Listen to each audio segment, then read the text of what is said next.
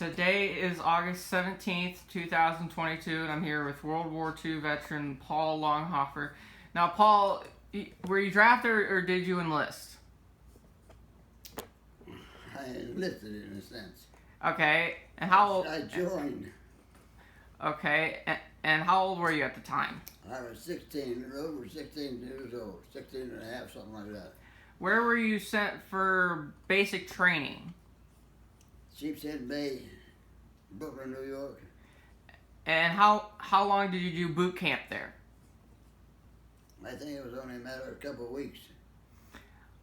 Okay, did you do any other types of training? Well, they instruct you on how to load and run a 20-millimeter machine gun, but you weren't allowed to fire it. Mm-hmm. Because the merchant seaman was not allowed to. It was illegal for him to even fight in a war. If someone wanted to question it, he was called a mercenary if he helped. In other words, there were 12 guns on the livery ship I was on. What was the name of your ship? Timothy Bloodworth. Okay. She was scrapped in 68 or something like that. In Washington, D.C. Washington, out west. Mm-hmm. But now I'm losing track. So after you did the training, where were you sent to next to board the ship? Well, first we went to Siemens place in New York City. We stayed there a day or so. And the next thing you know, we was on a train to Baltimore. They needed a crew right away. As soon as we got into Baltimore, they took us to the shipping commissioner and signed us on. There was 5 of us. Mm-hmm.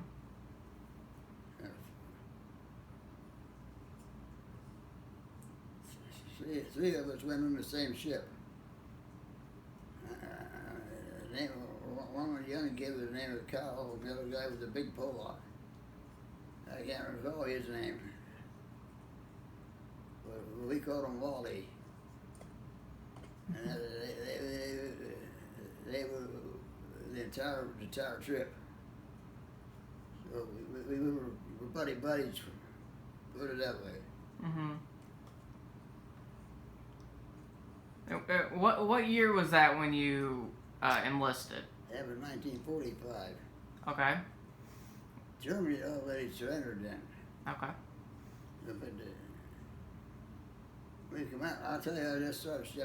We come out of Baltimore, and well, we headed for Naples, Italy, and that's where we ended up there a couple of weeks later. So it took a couple of weeks to get from New York to get from Baltimore to Naples, Italy. Did you ever get seasick? Never, ever got seasick. All right. So what was your first task when you got into Naples? But this guy, what was I talking about? He got seasick. He was the youngest bosun I said about. Mm-hmm. And he would get seasick at times. And we even went out on a bumboat with some local people up there to do a little fishing. And I remember that because we had to take chicken along. Blackie made a deal with the cook in the kitchen to make a lunch for us. So we went out fishing with hand, line, and sinker, you know. Mm-hmm. We didn't catch anything. But the local people wouldn't eat any pork, so that's why we had a chicken. So things like that was crazy.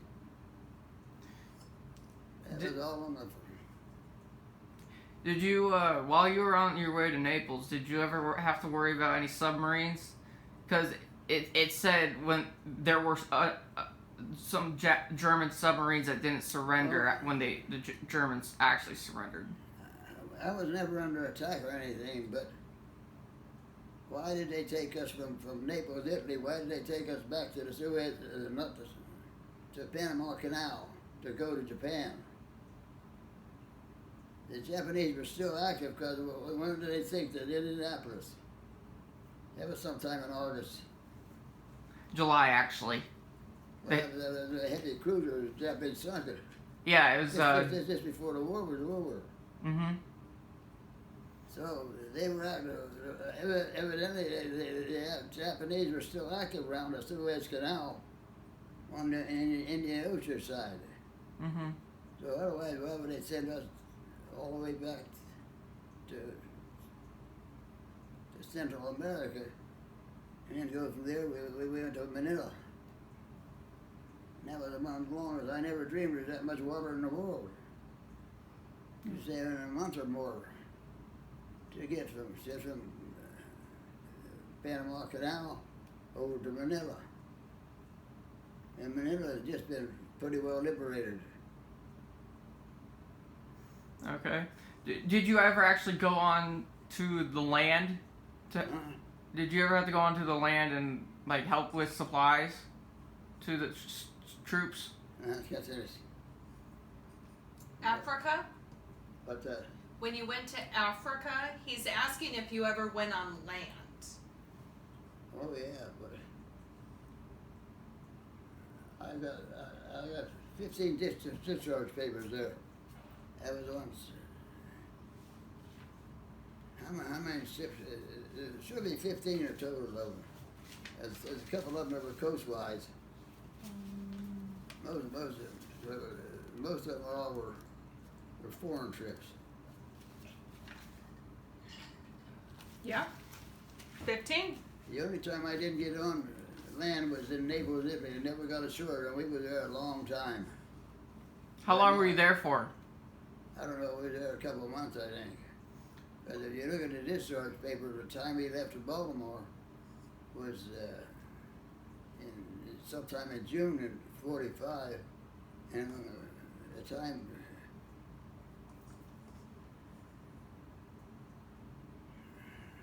it gets complicated. It was a long trip from Panama to Manila, Philippines.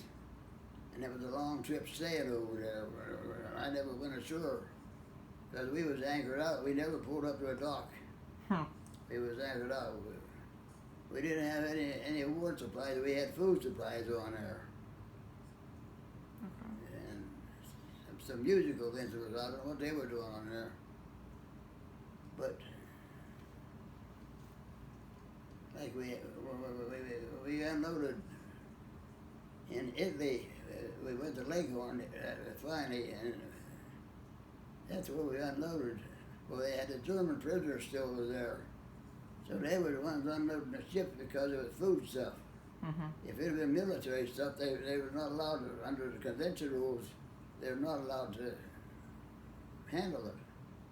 But all they had on there was food stuff, so the German prisoners.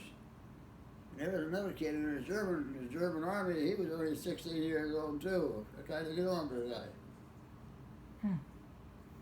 When you were in Naples, what did it look like? Like what did you see? Like what did the town look like? Was it destroyed? I didn't see it. Like I say, I didn't get ashore in Naples. But could you see it from your ship? Oh, you could see some of the buildings and whatnot, but Naples didn't leave too much impression on me. Okay. But what about Manila? Did you see Manila? from your ship? What was it? We was stationed there a long time. I remember a long time we had to go to a place called the Lunghofer. That was a water station. They had to use fresh drinking water. Mm-hmm. Okay. But I might as well just say on that there. We come back from Lunghofer. I don't know how many weeks it was. But anyway, it seemed like a whole bunch of ships was congregated in Manila Harbor. And at that time, we started loading up 900 or 1,000 Japanese prisoners, and they were going home. Mm-hmm. And the 8th Air Force was still staying in the Philippines. In other words, there was 3 ships designated to do this. Once we got to Yokohama in Japan, we stayed there right up until just after Christmas. Because I had my 17th birthday off of Ulysses in a bad storm. That's when you hold your coffee cup, you tend to pull your coffee out instead of try to keep it in the cup. You kill it. You ever see that? I don't think I have. You can't drink water right. Did you ever, while you were in the Pacific, did you ever worry about Japanese submarines since the Japanese did not surrender at the time? I never worried about it. But did they ever get any alerts about possible submarines? But the Japs were pretty good at submarine work. But it never occurred to me that they were still. But the only thing, like I say, is why did we come down to the Panama Canal when we could have went to the Suez Canal and been a lot quicker to get to Manila? Mm-hmm. And that's all I can say about it. Was your ship in like convoys, or like were there multiple ships? No, when we went, it was only one ship at a time. There were no convoys then. Okay. But there was 3 ships were designated. The Butler was one of them to get refitted to haul these prisoners back home. Mm-hmm. And we took them aboard there. I swear it was 900 to 1,000 of them. There's no bunks, no nothing. There's a wooden floor and the deck, down in a hold. And all they had was what they could carry. Mm-hmm. And some of them, all they had was 2 blankets. And that must have been one miserable trip for somebody. And then they hit bad weather. Most people don't want to go on a cruise ship, let alone the hold of a ship, like cargo. Mm-hmm. But it was interesting. So where were you when the Japanese surrendered? I was on my way on the Indian Ocean, on my way to Manila. How did you feel about it? I said, whoopee, maybe we'll get to them home. That's a long time, Were you on your way to Manila when they dropped the atomic bombs on Hiroshima and Nagasaki? I was on the way to Manila when they dropped the bomb. How'd you feel about that when that happened? Well, we didn't know what kind of bomb, but all we said it was a heavy bomb. Nobody described anything. Everything was still secret in a sense. Okay. But they said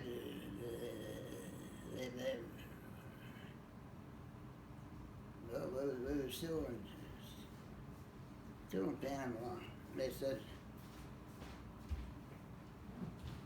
no, that must have been, as they was planning on the war being over, but there was so much talk about Okinawa being such a bad fight. Okay. Oh. That was figuring how many people they was going to lose. And just on the estimate of what Okinawa did, it would be worse than that. Did you? Just, in a sense, gratifying to know that the bomb really shook them up, but why did it take 2? Because Nagasaki was the second bomb. That's right. Did you ever think you'd have to help with the invasion of Japan, or the invasion of Japan? But it didn't happen.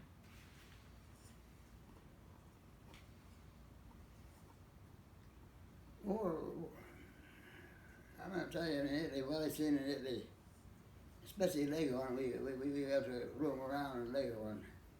That place was completely demolished. Where the hell do people go? Where do they live? And then they started gradually coming back. Mm-hmm. seen Manila, and all the buildings are beat up and pockmarked and everything. Then come out and see Japan, and it's totally a wasteland.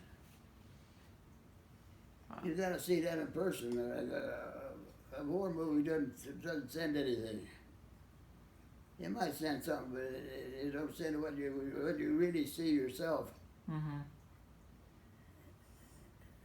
What Russia is doing now is a damn shame. But something has to be done to stop them. Sure. Mm-hmm. And we're not in the mood anymore to stop anybody. Mm-hmm.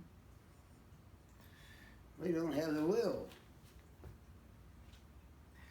Where were you when Pearl Harbor happened? I was in Pennsylvania. What were you doing at the time? At that time, I was going to high school. How did you feel about it when it happened?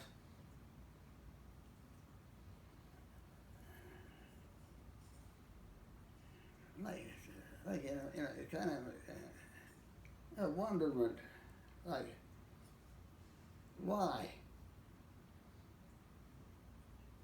Mm-hmm.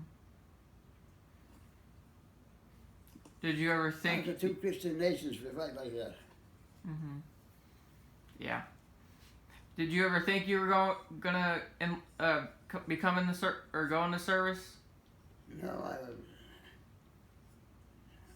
I had a stern daddy. I didn't need any more stern leadership.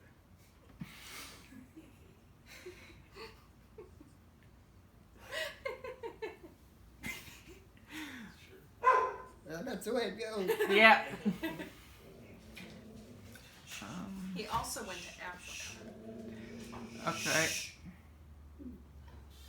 Why did you go to Africa?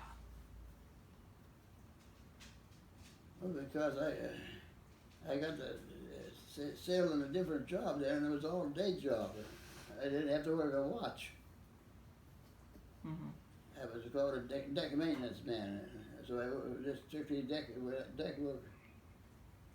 And on top of that, I've been to North Africa, but where in North Africa did you stop? I needed a job, put it that way. Mm-hmm. I was a young kid. When I run out of money, I went and got a ship. Mm-hmm. I wasn't worried about nothing. I was taking care of myself. I was doing all right. A lot of times I still dreamed of going back to sea. I never left. Yeah.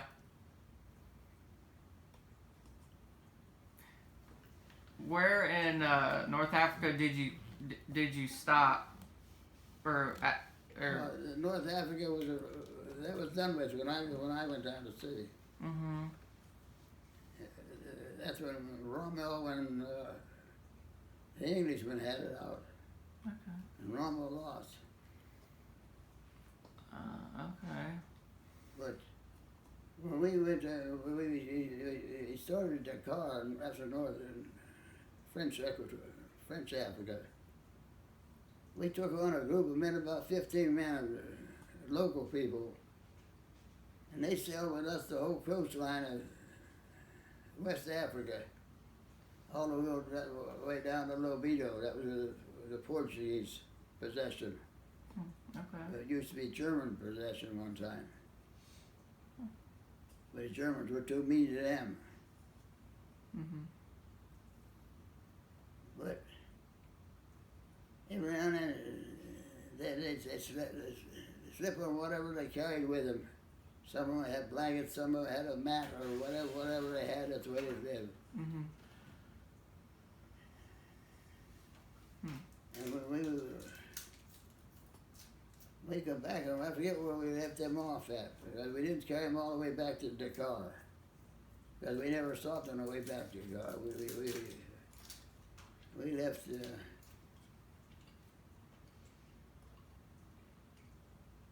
don't remember the name of that last time.